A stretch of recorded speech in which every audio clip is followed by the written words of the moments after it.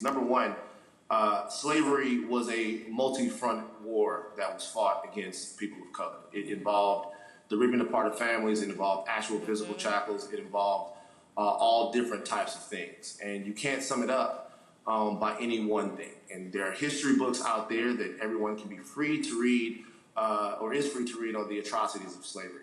When you start breaking it down by choice, that is doing a disservice to the survivors that my ancestors were, who endured all of those terrible things.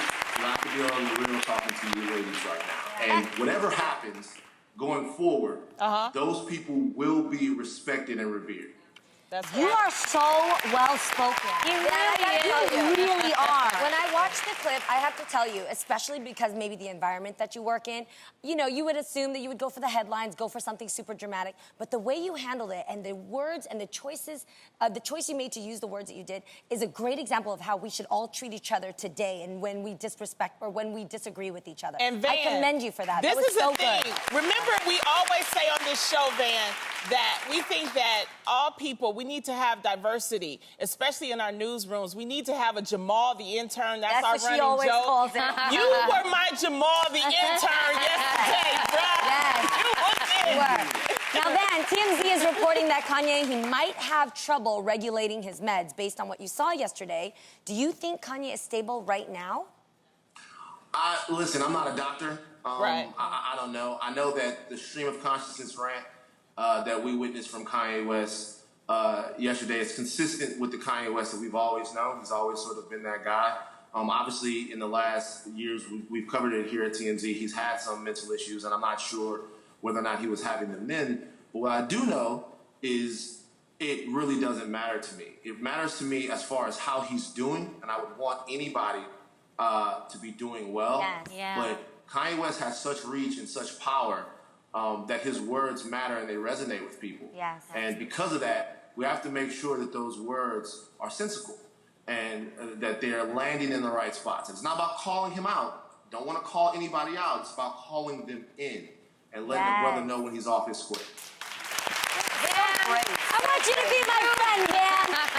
Let's be friends. Let's hang out. Van, you are such a good soul. Good guy, Seriously. Man. Thank you so much for taking the time to chat with us today.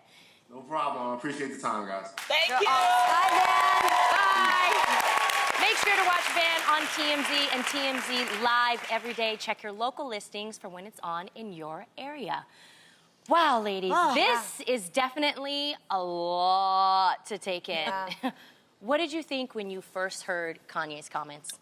Well, going back to what Van just said, you don't know if he's still on anything, but I'm just like, is it still in his system? Like, he could have just had some water maybe just to, like, clear it all out? Because it seemed like it was hard to follow his thread of speech, you know? But I will say this. Amidst everything he said and the hurtful words that we can't remove, what I did catch on to is that Kanye cares. He cares almost too much about what people think about him. And before he made that comment, he was going into, you guys make fun of me. You guys make fun and call me fat. You guys are the reason why Rob didn't go to the wedding. Like, the things he thought about traumatized him and made him go to the point of admitting as a rapper that he got lipo. Is rapper and lipo even in the same sentence? Like, I didn't think people do that. You know what I'm saying? I feel for him, though, and I feel for him now because I see that he just overly cares about what people think. And then, when Van was hurt and stood up to him, what we didn't show in the clip is that he went to Van and he said, I'm sorry for hurting you. I'm sorry. And so I think that it's one of those situations where when you care so much about what people think, we talk about it here all the time, that the comments can hit us and it gets you. But imagine the amount that he gets and the pressures that he's dealing with. I just really hope you get better, Kanye. I really, really hope, because I look up to you and I want to see you do better and I respect your music. I don't want to see you go down. That's all. Okay. I watched the whole thing, and I'm a huge Kanye West fan. So many of us love his music, and it was heartbreaking for me. I have to be honest. I felt scared watching it. I felt sad. I wasn't sure where the conversation. It was kind of all over the place, and that's scary. And I literally was like, you think of his family, you think of his children. You like, I felt sad, and I don't know how to. Do you know what I'm saying?